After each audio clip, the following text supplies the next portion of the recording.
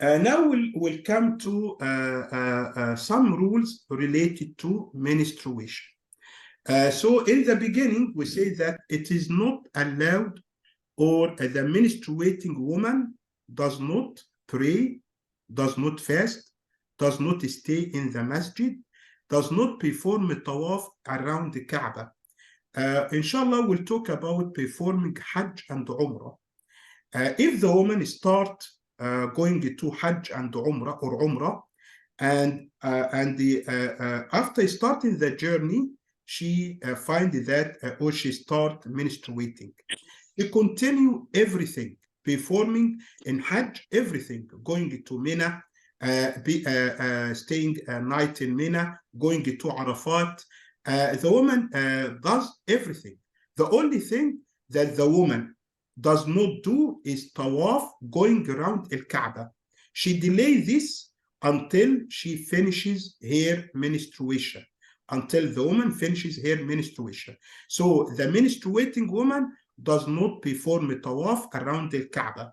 As we said, if the woman go to Umrah, or if she goes to Hajj, she can do everything, but the issue of performing the tawaf, she can delay it until she finishes her menstruation. And also, we'll talk about the issue of touching the Holy Quran without a barrier. We'll talk about it in detail. And the woman is not allowed to have sexual intercourse with her husband. There are some details in this issue. We'll talk about it in other programs. But generally, the woman does not have sexual intercourse with the husband during the time of menstruation. So we look here at this table. Can the person who is having minor impurity, man or woman? Man or woman? If, for example, now I'm not having ablution. I'm not having ablution now. So this is called what? This is called hadath asghar. Remember, this is called hadath asghar, minor impurity. Can I recite the Holy Quran? Yes. But I don't touch the mushaf. It's better not to touch it, or to touch it with a barrier. The same ruling is applied about menstruating woman. The same ruling is applied on menstruating woman. So can she recite the Holy Quran? Yes, she can. But it's better when she touch, and of course, I'd like to mention here, we call it mushaf. We call it mushaf, the book of the Holy Quran, only containing the Holy Quran. This is explanation. The explanation may be in Arabic, it may be in English. It may be in Arabic, or it may be in English. So can she touch the menstruating woman? Can she touch the mushaf? It's better when she touch it, she use a barrier, like handkerchiefs, or like gloves, or something like this. Can she touch the explanation in Arabic or English? Yes, she can. Yes, she can. Okay. Can she touch the explanation? We said yes, she can. Of course, she can mention Allah. She can recite the Holy Quran from mobile. If you have an application of the Holy Quran on the mobile, she can recite the Holy Quran from mobile. She can touch the mushaf with a barrier. So she can do everything. She can do everything only when she wanted to touch the mushaf, the book of the Holy Quran. It's better to get a barrier like gloves or handkerchiefs. Now we'll talk about sexual impurity. If husband and wife just finish sexual impurity and they have not yet taken a bath, can they recite the Holy Quran? The scholar said no. Can they touch the mushaf? No. Can they touch the explanation? No. But can they mention supplication? For example, if they are going to eat, can they say Bismillah? Yes, they can. If it's a time of morning and they say the morning supplication, yes, they can. But they cannot, as scholars say, they cannot recite the Holy Quran, they cannot touch the mushaf until they take a bath. Until they take a bath. Now here, as we say, this is fatwa. This is not my word. This is fatwa from scholars. That they asked the scholar about touching the mushaf. The scholar said, of course, start by Alhamdulillah, praise be to Allah. It is permissible for a menstruating woman to recite Quran, especially if she needs to do that for fear of forgetting the Quran. If she wants to study, if she wants to attend a class, she wants to revise. So she can read, she can recite, she can study for a test, she can seek knowledge or seek healing, whatever. But there is a condition. What is it? That when she touches the mushaf, she touches it with a barrier. As I said, this is fatwa. This is not my word. This is fatwa from scholars. So the woman can get a barrier like a clean cloth or handkerchief or gloves or whatever, all this issue. Another question, fatwa to Sheikh, that can a junub. What is junub? Junub is the person who is having sexual impurity. Can the junub touch the mushaf or recite the Holy Quran? The Sheikh said that majority of scholars say no, they cannot. It is not permissible for the Muslim who is having sexual impurity, janaba. This person cannot recite, cannot open, cannot recite the Holy Quran or touch the Mus'haf until he takes a bath. And the scholar said if he cannot find water, he can use tayammum. He can use tayammum. Alhamdulillah, Islam is based on easiness. Al-yusr, laysa al-usr. Every matter is easy. If this person, man or woman, they cannot find water or whatever happened that prevent him or her from using water, the scholars say he can make tayammum. It's very easy. So he can make tayammum until he is and recite or pray until he can find water. Then we come to we come to different scenarios. I wrote here different scenarios. We think about these scenarios. So scenario number one. A woman had her menstruation right after sunset. It's time of Maghrib. The woman prayed Asr, Alhamdulillah. Now it's time of Maghrib, sunset. And she heard the adhan. She was in a state of purity when she heard the adhan. Immediately after adhan, immediately after sunset, she got her menstruation. She got her menses. When she gets purified from her menstruation, she makes up for Maghrib or not.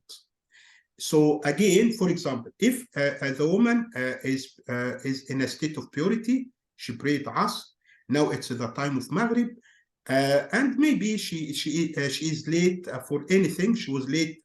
She didn't pray Maghrib immediately after Adhan. She was late for some time, and then she got her menstruation. She got her menstruation. So Sheikh mentioned if the time she didn't pray was sufficient for her to get one rak'ah, if there was time, let's say 2 minutes after Maghrib, after sunset, this time is sufficient for any person to pray one rak'ah, In this case, it means that this woman missed this prayer. So after she finishes her menstruation, it may take 5 days, 6 days, 7 days, whatever. After she finishes her menstruation, she must make up for this Maghrib because she missed it. She missed this Maghrib prayer. So after she finishes her menstruation, she must make up for this Maghrib because she missed it. If you would like to go back to the book, this is on pages, book of Sheikh Ibn Uthaymeen, الدماء الطبيعية عند النساء, natural blood in women. You can go to pages 15 and 16. You find this information. I just try to make it clear. So this is the saying of Sheikh. Now we come to another scenario. That there is a woman, she is menstruating, and after sunset, after Maghrib, she finds that she finishes her menstruation. She finished her menstruation. Of course, it takes time when she becomes ready to take a bath, and this takes time. So she took a bath and she became ready to pray after Isha time. She became ready to pray after Isha time. So is it obligatory on this woman to pray Maghrib or not? Yes, it's obligatory on her to pray Maghrib. It's obligatory on this woman to pray Maghrib. So when she finishes taking a bath and everything is okay, she is now she is ready to pray. She prays Maghrib first, and then she prays Isha. She prays Maghrib first because she missed Maghrib. So she prays Maghrib first, and then she prays Isha. Then we come to other issue. We come to hadith that it's not hadith. It happened at the time of mother of believer Aisha. Of course, it is after the death of Prophet Muhammad. You know, after the death of Prophet Muhammad sallallahu women used to come, men and women used to come to mother of believer Aisha and asking her about many things. MashaAllah, mother of believer Aisha, may Allah be pleased with her. She transferred to us much knowledge about Prophet Muhammad sallallahu alaihi wasallam. So the women at that time, again, it's understood that this after the death of Prophet Muhammad sallallahu alaihi wasallam. So the women used to came to Aisha with pads of cotton with traces of yellowish discharge, and ask Aisha, can we pray or we wait? So again, women used to bring the pads of cotton with traces of yellowish or whatever, a discharge. They brought it, used to bring it to Aisha and ask her, to mother of believer Aisha, may Allah be pleased with her, and ask her, can we start praying or not?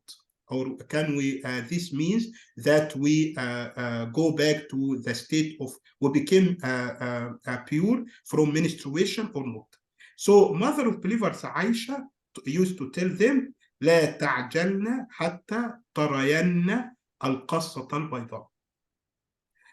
So mother of believer Aisha, may Allah be pleased with her, she used to tell them, don't be hasty, don't be rush, don't be in rush until you see the white discharge.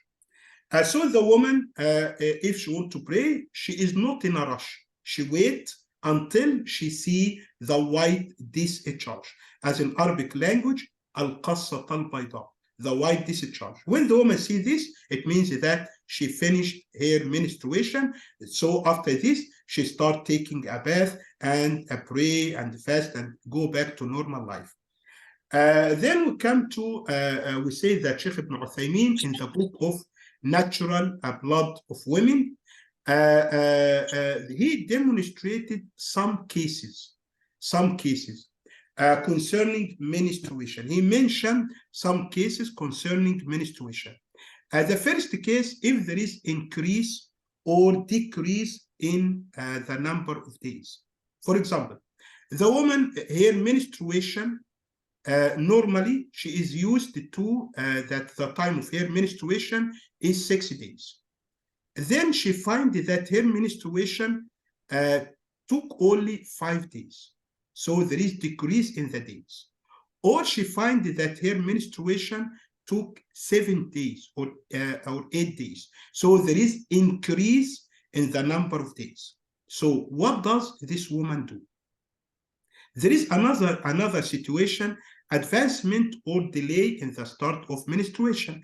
Let's say that the woman is used to that she start her menstruation at the end of the month, but there was delay in the start of menstruation, or it came earlier than its time. So this woman, what can she do? So here, Sheikh Ibn Uthaymeen, again, we are talking in fiqh. No one tells his opinion, but big scholars. Sheikh Ibn Uthaymeen mentioned that actually, he mentioned, if you go back to the book, he mentioned that actually scholars have different opinion about this issue. Big scholars have different opinion about this issue. But Sheikh Ibn Uthaymeen mentioned that the correct position in this, that whenever she sees the blood of menstruation, it's menstruation.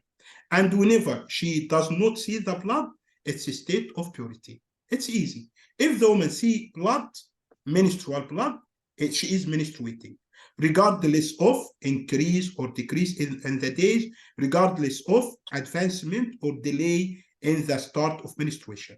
If the woman sees menstruation blood, menstrual blood, this is menstruation.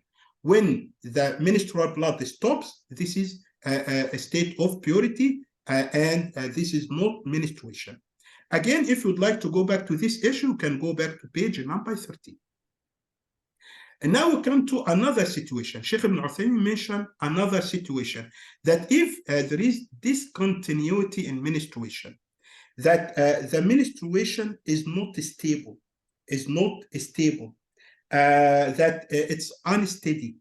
The woman see menstruation for one day, then she feels that, she thinks that, or the blood stopped, so it means that she is in a state of purity. So for this woman, Sheikh said that this is not haid. Remember that we said that menstruation is an Arabic term, because you must know the Arabic term if you would like to go back to books. You must know the Arabic term. So haid means menstruation. But istihada, there are different translations. It means false menstruation or whatever.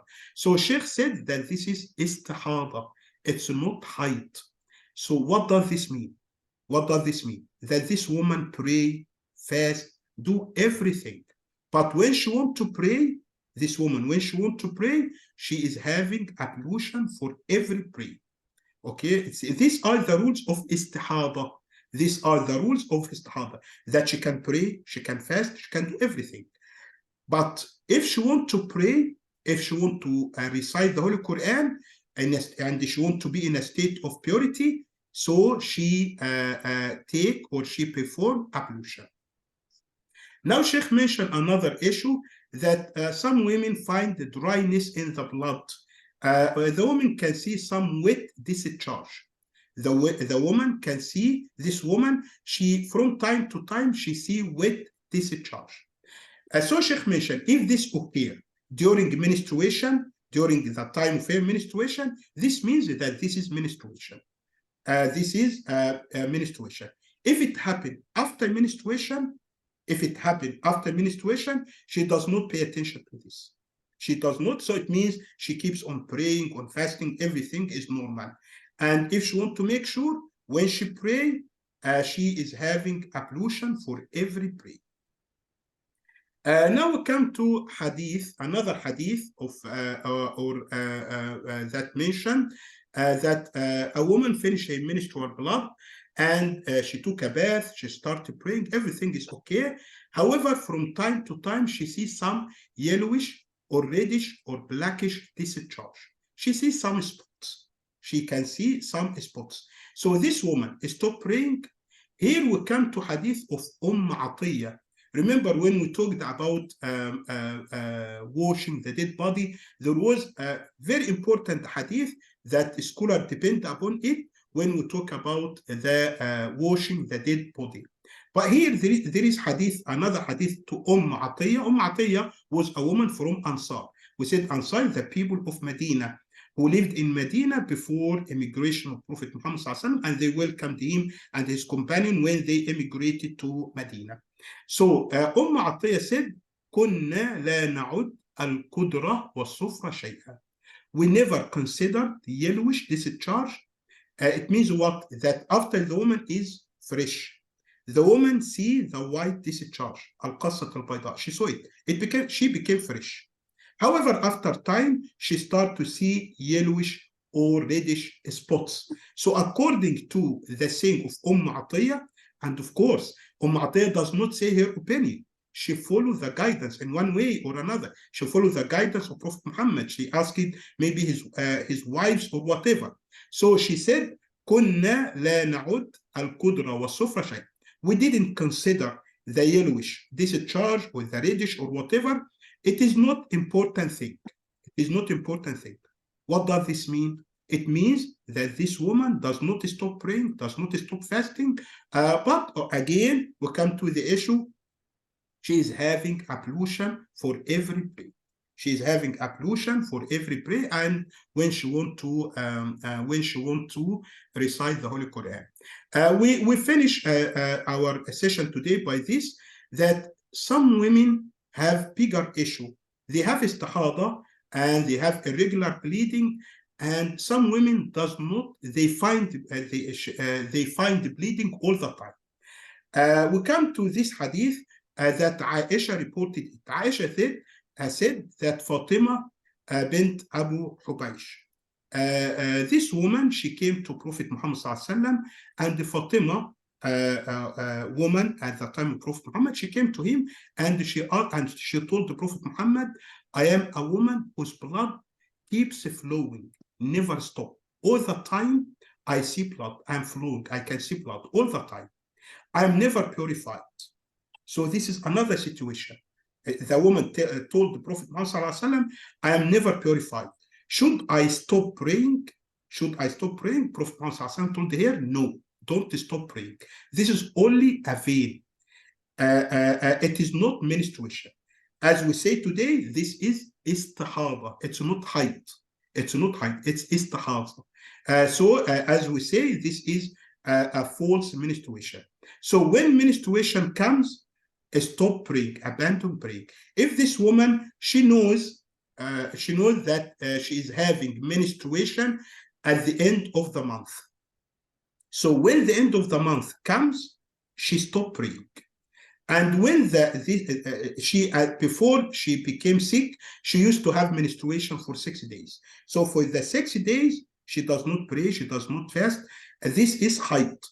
But after these 6 days, this is istihada. So she can pray, she can fast, she go back to normal life because this is istihada. This the end of our session today. Inshallah, next session we start talking about prayer.